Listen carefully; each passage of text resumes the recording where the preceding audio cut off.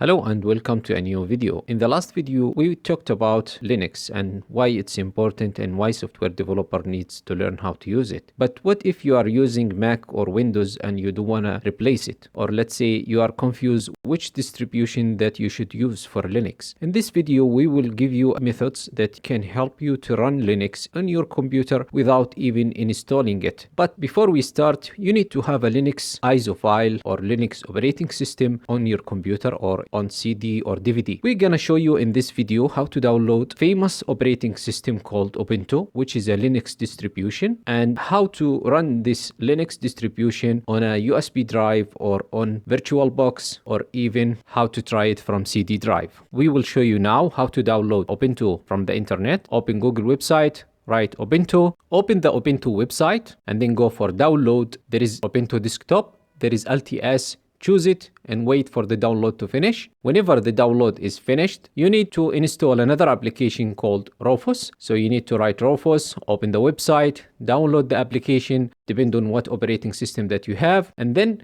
you need to run this application after you put the USB drive on your computer. So you need to make sure that USB drive is free and you're gonna format it.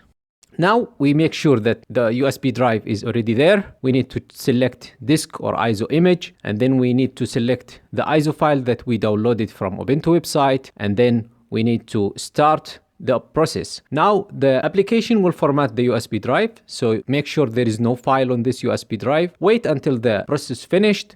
Now you need to close the application and restart your computer to boot from the USB drive. So we need to make sure that the bootable system is accurate. So press F2 multiple times on your computer to go to the BIOS. And by the way, if you have a CD drive, you need to make same process. You put CD drive, restart your computer, go for boot in your BIOS, and make sure the USB drive or the CD drive, if you are using CD, is the first bootable choice. So if you can see in my laptop now, the first bootable choice is Windows. So we need to make the USB drive as the first choice. There is different button that you need to press to change or modify the first bootable device. In my case, we're gonna use F5 and F6. Then you need to go to exit, save and exit, and restart. After you restart the computer, there is multiple choice. One of them is Ubuntu. Now you can see the Ubuntu operating system is started to run on my laptop. You need to wait for a while until the booting system starts. Once the bootable system is finished, you will see this screen. Either try Linux on the USB drive, or you can install Ubuntu in your computer. Our choice, we will start by trying Ubuntu. You can select the language.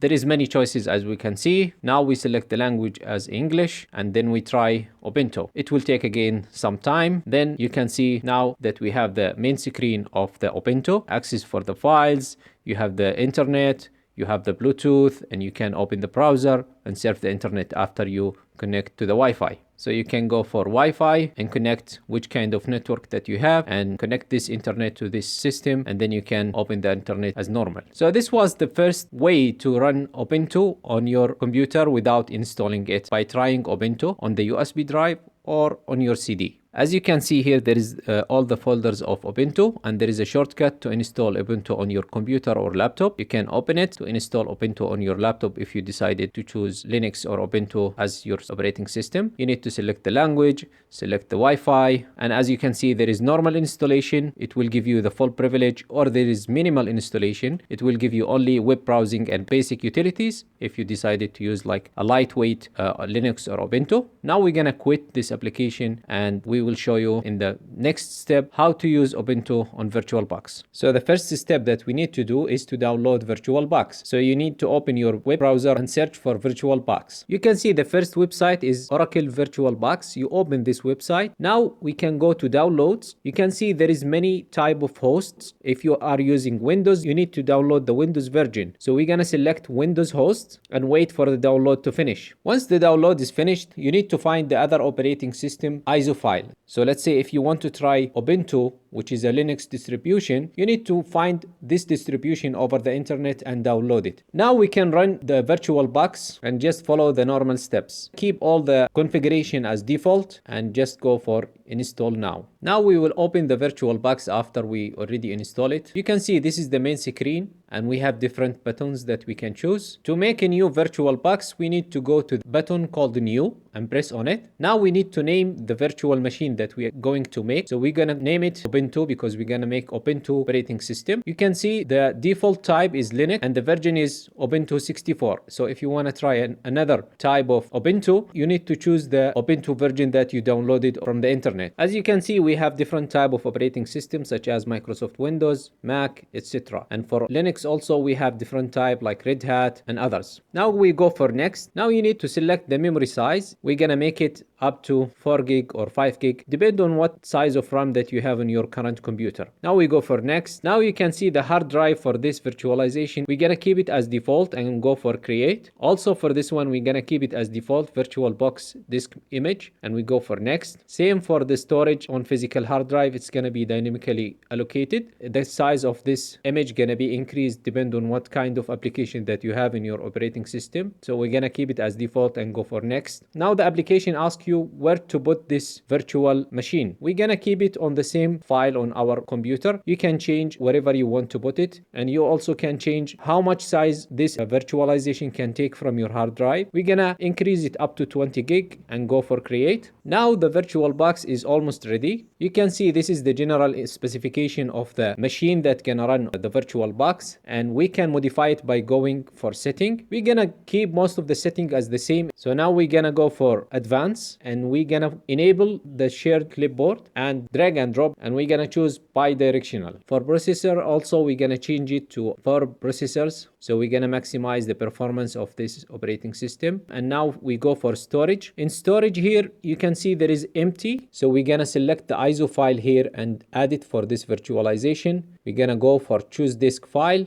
the ISO file that we have or the one that we downloaded. For the rest of the configuration we're gonna keep it the same for audio, network, etc. for now.